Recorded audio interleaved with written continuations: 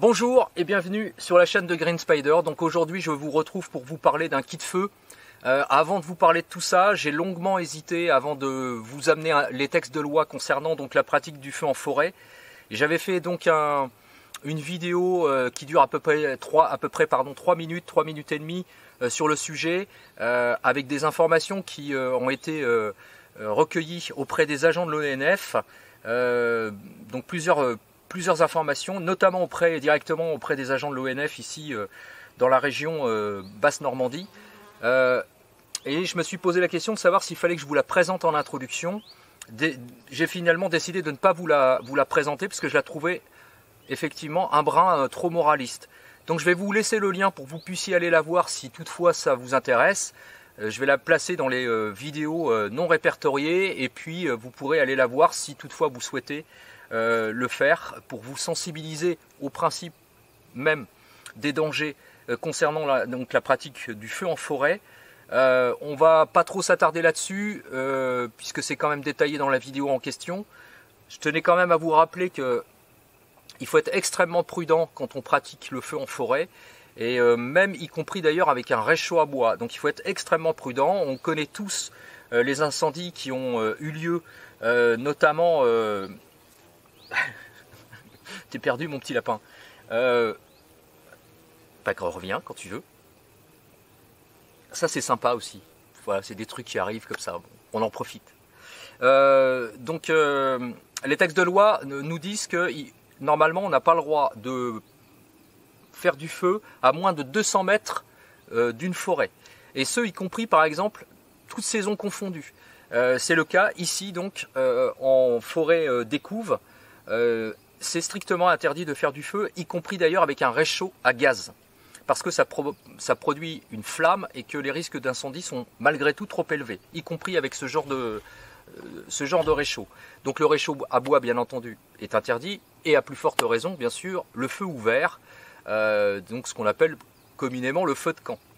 Donc tout ça, je détiens les informations auprès de l'ONF. Sachez que si jamais vous êtes pris et c'est le cas d'ailleurs pour beaucoup de régions de France, pratiquement la totalité d'ailleurs dans les domaines forestiers de France, l'usage de feu est interdit. Alors on le sait très bien avec ce qui s'est passé notamment dans les incendies qui ont eu lieu soit de manière volontaire, soit par imprudence, notamment dans le sud de la France. La mobilisation que ça a provoqué au niveau donc des soldats du feu et les risques bien entendu pour les biens mais surtout pour les personnes et les conséquences éventuelles de ce qui a pu se produire. Donc il faut être très très prudent par rapport à ça. Sachez que de toute façon si jamais il est clairement entendu que vous êtes responsable d'un incendie, votre responsabilité donc sera directement engagée et ça peut être extrêmement dramatique bien entendu pour les dégâts mais aussi et surtout pour vous. Donc il va falloir y penser. Sachez que si jamais vous êtes pris à faire une pratique de feu quelle qu'elle puisse être, il y aura une amende qui sera quand même assez sévère, aux alentours de 130 €, entre 130 et 135 €, et puis d'éventuelles poursuites. Donc il va falloir y réfléchir sérieusement, et ce pour chaque individu présent autour du feu. C'est-à-dire que c'est pas parce que vous êtes une dizaine et que vous êtes en train de faire un feu qu'il n'y aura qu'une personne, il n'y aura qu'une seule amende. L'amende sera répercutée sur la totalité des personnes qui sont présentes. Donc si vous êtes 10, bah, ce sera 10 fois 130 €. Voilà, il va falloir y penser. Donc passé ce caractère informatif concernant donc l'usage de feu, comme vous le savez, moi je pratique pas le feu en forêt, en tout cas ouvert, mais il m'arrive de proposer donc de faire du feu dans le réchaud à bois. Voilà, c'est à chacun de prendre ses responsabilités. Je pense qu'il faut savoir faire attention où est-ce qu'on fait le feu déjà, prendre toutes les précautions nécessaires avant de partir, donc avec de l'eau bien arrosée, etc., etc. S'assurer que tout ça c'est parfaitement nickel, qu'il n'y a aucun risque. Mais il faut quand même être très prudent parce que même avec un réchaud à bois, il peut y avoir des conséquences parce que par le dessous du réchaud à bois, il y a une grille qui est ventilée, les braises peuvent tomber, y compris sur une souche ou même au sol. Et il faut savoir que le feu peut courir sous le sol avec la tourbe par exemple, ou ne serait-ce que la végétation qui est en dessous. Donc il faut être extrêmement prudent par rapport à ça. Voilà. Donc passé ça, je vais vous proposer une vidéo donc sur un kit feu, sur la base d'une pochette de chez Viper qui est donc détournée, et puis quelques éléments justement de réflexion qui peuvent amener à produire du feu. Et puis bon, quelques caractères un petit peu informatifs, comme vous le savez, j'aime bien. Et puis je vous laisserai donc le lien pour que vous puissiez aller voir la vidéo en question, que j'ai préféré ne pas mettre, mais je tenais quand même à apporter l'aspect de sensibilisation concernant donc ce type de pratique. Je vous retrouve pour vous présenter mon kit feu. Alors c'est sur la base d'une pochette de chez Viper Tactical. Donc c'est la Pouch Phone, la Tactical Pouch Phone, donc qui est prévue normalement pour emmener un téléphone portable. Alors il se trouve qu'à l'intérieur, derrière le rabat, on a un compartiment qui est entièrement molletonné à l'intérieur et qui permet donc de pouvoir mettre le téléphone portable. Alors à titre d'exemple, je vous présente donc ça, c'est mon Crosscall qui est très très grand, hein. C'est un grand téléphone portable. Il n'y a absolument aucun problème, ça rentre à l'intérieur, même si ça dépasse sur les côtés, mais ça n'empêche pas que ça peut être parfaitement fonctionnel. Donc initialement c'est prévu pour ça. On peut également y emmener tout son nécessaire à l'intérieur, comme par exemple tout ce qui est papier d'identité et tout ce qui s'ensuit, carte de crédit, porte-monnaie, petits items, etc., etc. Il y a deux pochettes à l'intérieur avec des soufflets, donc il y a matière à mettre quand même pas mal de choses. Une pochette ici sur l'interne, et une autre de l'autre côté ici à l'intérieur, donc on peut y mettre quand même pas mal de choses. Alors moi je l'utilise pas de cette manière là, tout simplement pourquoi, parce que mon téléphone portable c'est un téléphone qui est complètement étanche, donc j'ai pas nécessairement besoin d'utiliser la pochette en question, mais je l'ai détourné pour pouvoir y mettre tous les éléments qui sont présentés ici, donc pour faire le départ de feu. Alors dans un premier temps on va trouver ces deux containers qui sont en fait des anciens containers recyclés qui étaient prévus normalement pour mettre des médicaments. Donc dans le premier container on va y trouver de la vaseline, du coton pardon, rempli de vaseline pure. Alors pourquoi? Tout simplement parce que la vaseline est un dérivé de pétrochimie et donc c'est inflammable. Donc avec le coton imbibé, il suffit de prendre un tout petit peu de coton et de pouvoir le placer pour le départ de feu, et ça fonctionne extrêmement bien. Donc c'est dans un compartiment étanche, donc ça permet donc de garder ça à l'intérieur. Le deuxième, ce sont des allumettes avec un grattoir, tout ce qu'il y a plus basique, donc des allumettes classiques, hein, il n'y a rien de sorcier, ce sont des allumettes qu'on trouve partout en grande surface, donc c'est pareil, ça peut éventuellement être utilisé. Le troisième élément, c'est une petite boîte avec donc de chez Light My Fire. Donc ça c'est vendu, hein, on peut trouver ça chez Light My Fire. Donc c'est une petite boîte dans laquelle est à l'intérieur donc du bois gras, des copeaux de bois gras. Donc le bois gras étant chargé en résine, et c'est pareil, c'est un produit qui est particulièrement inflammable, donc en cas de pépin ça peut éventuellement sauver. Ceci étant, même si je le possède à l'intérieur de la pochette, je ne l'utilise quasiment jamais parce que les autres se suffisent. Mais effectivement, il faut avoir des éléments qui peuvent être, pourquoi pas redondants, mais qui vont permettre d'apporter des solutions en cas de problème. Donc ça, c'est à l'intérieur. Sur le dessus, un Fire Steel, bien entendu. Donc ça, c'est le Kupilka, le modèle 007. Je vous en avais déjà parlé dans la présentation.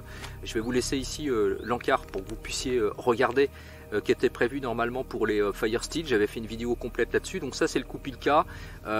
Pourquoi le 007? Tout simplement pour le diamètre 7 mm au niveau du coupe Ilka, avec un grattoir qui fonctionne extrêmement bien, hein. Ça marche extrêmement bien.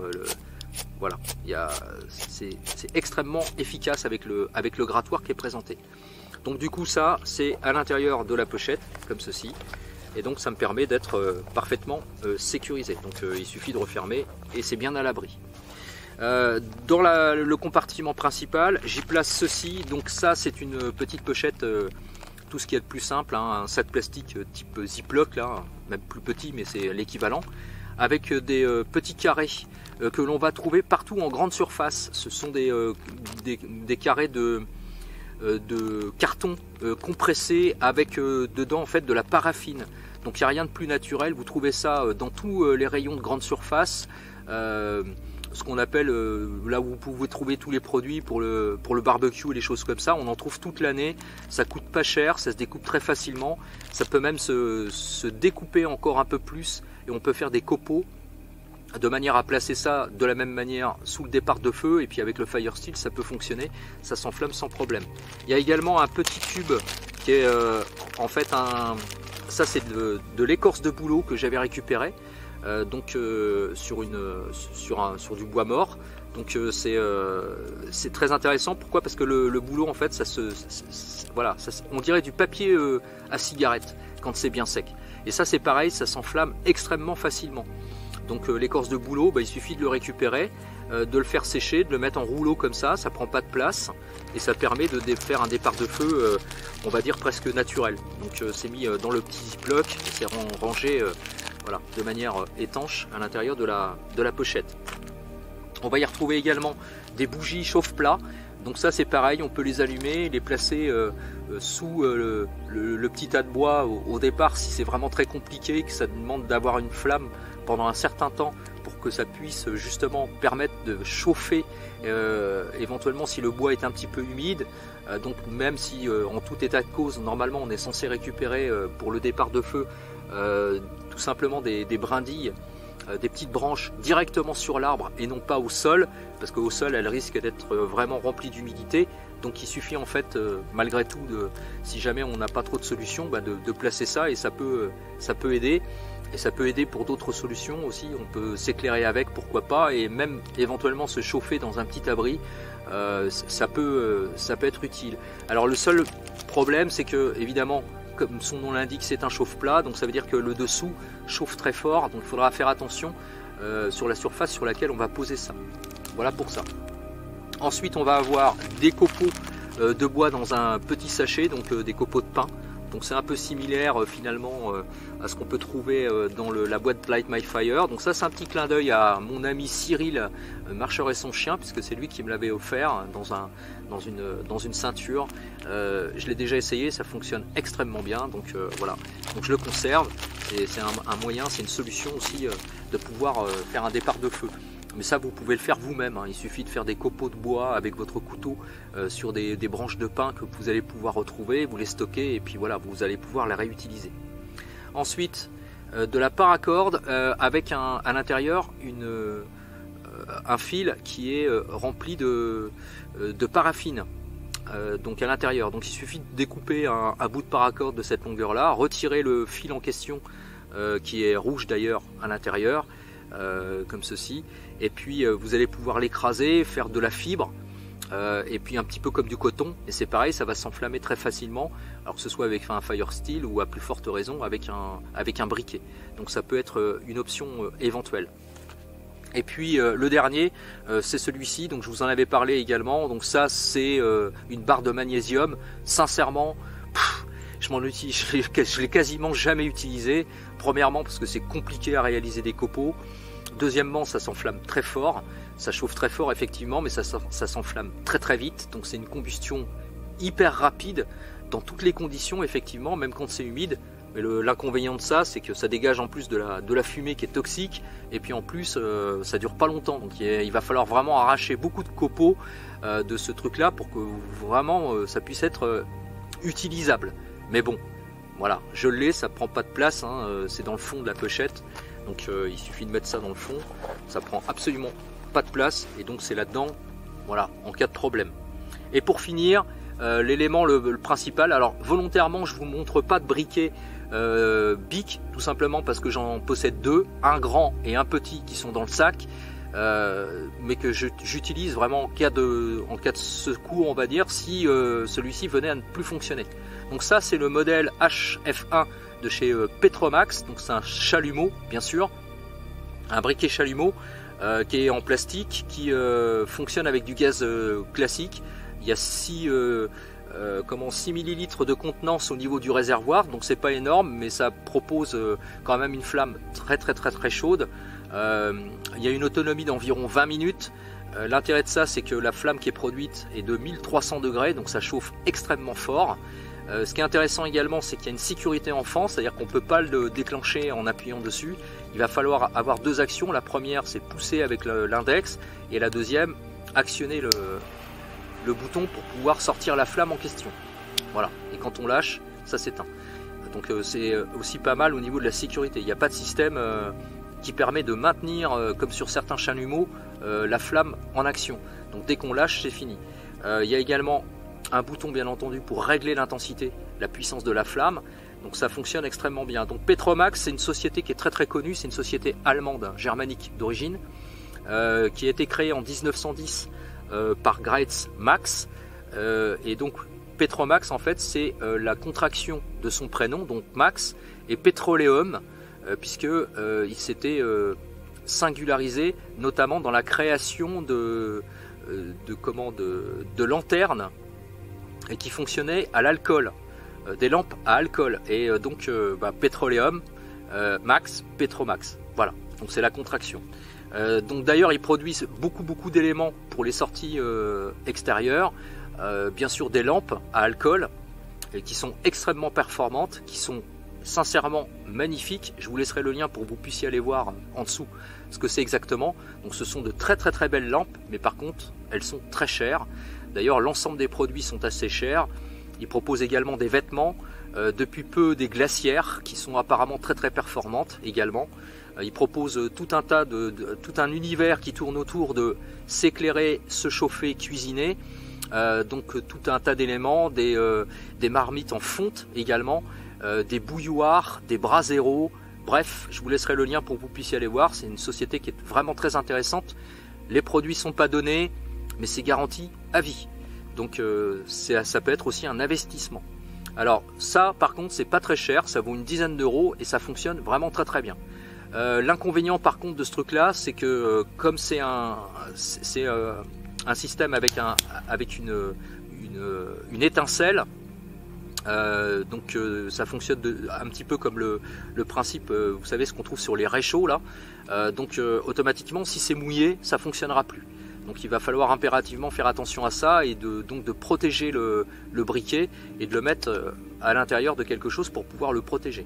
Mais en dehors de ça, ça fonctionne extrêmement bien.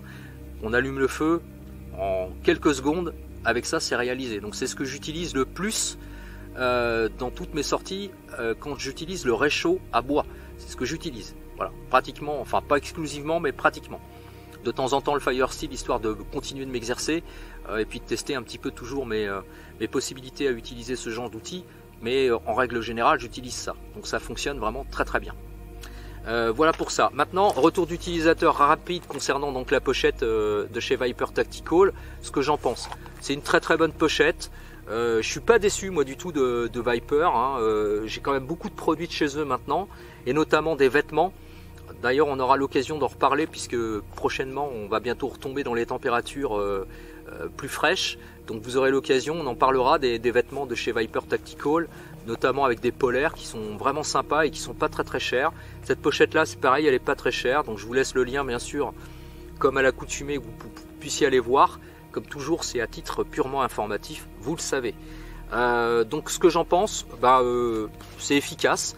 Donc ce que je trouve vraiment sympa, c'est les passants molles qui sont à l'extérieur, hein, qui permettent donc de fixer la pochette un petit peu partout. Et puis si on ne veut pas l'utiliser comme tel, et moi c'est ce que je fais, et on peut glisser une ceinture à l'intérieur, même un ceinturon. Donc ça permet d'avoir la pochette sur soi quand on s'éloigne de son lieu de bivouac éventuellement, et donc ça permet d'avoir ça. Et donc du coup, par extension, et au départ par destination, la pochette, il suffit de mettre, on peut mettre tout son nécessaire au quotidien pratiquement, hein, avec téléphone portable et papier, tout ce qui s'ensuit. Donc c'est plutôt pas mal. Maintenant, c'est très bien fini. J'ai pas vraiment grand chose de négatif à dire sur cette pochette là.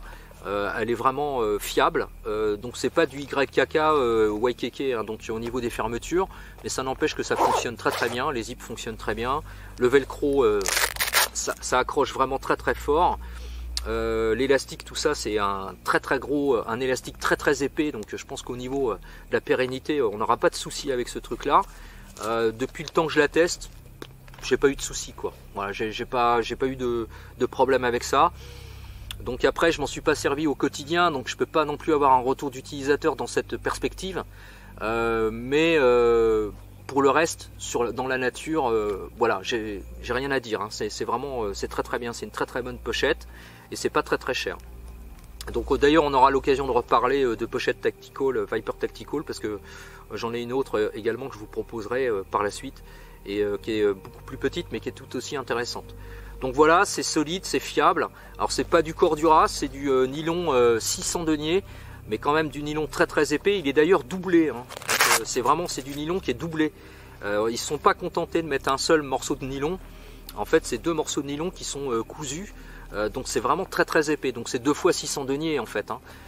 Sauf pour la construction générale de la pochette elle-même. Mais ça n'empêche que bon, c'est quand même, voilà, c'est très fiable, c'est très résistant. Ça existe en plein de coloris, y compris black, noir. Donc bon voilà, il y aura matière à trouver le coloris qu'on souhaitera, hein. Si on veut utiliser ça pour un EDC, pourquoi pas, hein, parce qu'on peut quand même emmener pas mal de choses. Et puis c'est pas très cher, en plus, c'est pas très cher. Donc bon voilà quoi, donc j'ai pas grand chose de négatif à dire là-dessus. Moi je trouve qu'elle est vraiment sympa. Voilà, donc c'est assez atypique, on voit pas souvent ce genre de truc. On s'oriente souvent sur des marques qui sont plus connues. Et puis finalement, quand on regarde, notamment je pense à Tasmania Tiger qui propose aussi des trucs, même si c'est un poil plus cher, mais Viper Tactical c'est un peu moins connu et finalement ça tient tout aussi bien la route. Donc pourquoi pas, donc je vous invite à aller regarder un petit peu parce que ça peut être intéressant. Voilà par rapport à tout ça, j'espère que ça vous aura plu, cette petite vidéo. Juste avant de vous quitter, bien sûr, je vais vous laisser en compagnie de quelques images que j'ai pu tourner ici dans l'environnement dans lequel j'évolue et dans lequel je me rends compte à quel point ça faisait très longtemps que j'étais pas venu. La nature reprend ses droits et c'est tant mieux, ça fait plaisir à voir. C'est un calme olympique ici, vraiment, il n'y a pas de bruit, c'est vraiment c'est topissime. Donc nous sommes le premier jour de l'automne, donc ça, j'avais très envie d'être là et de pouvoir profiter pour ce premier jour de l'automne, parce que je pense que comme un certain nombre d'entre vous, c'est en tout cas pour moi ma saison préférée. Donc voilà, je tenais vraiment à être présent en forêt pour ce premier jour d'automne et de pouvoir en profiter. Je suis pas déçu, il fait beau, il n'y a pas de vent pour une fois, donc c'est vraiment super agréable et je suis tout seul. Alors l'inconvénient c'est que j'ai pas vu une seule bête, dommage, rien du tout. J'ai entendu sans doute un ou deux piquets pêche, peut-être un pivert tout à l'heure qui tapotait sur l'arbre, mais ils étaient un peu loin. Quelques mésanges par ici, ici ou là, quelques rouges-gorges, 2 ou 3 lézards qui étaient en train de se chauffer sur les pierres en bas au soleil tout à l'heure. Donc voilà, mais à part ça, j'ai pas vu grand chose, mais c'est pas grave. Le principe, c'est bien entendu de profiter dans l'endroit où on se trouve. Voilà, donc merci encore à toutes et à tous de votre fidélité. Je tenais aussi à vous remercier. Vous êtes de plus en plus nombreux, donc merci aussi aux nouveaux arrivants. Merci de vos interactivités. Merci aussi pour tous vos messages de soutien, de gentillesse, de bienveillance que vous laissez. Alors que ce soit en commentaire sous les vidéos ou par message privé que vous pouvez m'envoyer à la fois par mail ou sur Facebook ou donc Instagram. Donc vous êtes de plus en plus nombreux à me contacter et de pouvoir avoir envie de discuter avec moi, et c'est vraiment super. Donc voilà, je tenais aussi tous à vous et toutes, parce qu'il y a aussi des femmes, donc je tenais à vous remercier. Je fais un clin d'œil notamment à Marie-Laure, même si on se connaît depuis très longtemps maintenant, depuis de nombreuses années, à Juliette, Charlotte bien entendu, Christelle, mais il y en a d'autres, donc je ne peux pas toutes vous citer, donc merci à vous toutes. Ça fait vraiment très très plaisir. Et à vous tous aussi d'être présents. Et puis de pouvoir échanger aussi entre vous en commentaire. J'ai pu le constater que les uns et les autres vous échangez sous certaines de mes vidéos et puis que vous permettez de dialoguer entre vous finalement par message interposé sous les vidéos, et ça je trouve ça super. Et pour moi c'est la plus grosse récompense, c'est ça, c'est que les vidéos vous plaisent, elles vous sont destinées en premier lieu bien entendu, les vidéos que je propose elles sont faites pour vous, et donc voilà, la plus grande reconnaissance, la chose qui me fait le plus plaisir, bien entendu, c'est que ça puisse vous faire plaisir. Voilà, merci encore. Et puis, je vais vous laisser avec les vidéos en musique, comme toujours. N'hésitez pas, si vous avez des questions, c'est en commentaire en dessous. Et puis, je vous dis à très bientôt pour une prochaine vidéo. Et comme toujours, d'ici là, portez-vous bien. Et surtout, carpe diem. Salut!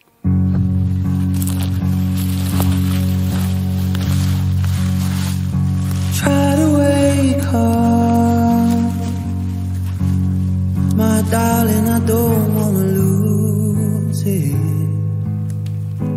Wrap your little arms around mine, I'll try to lift you up.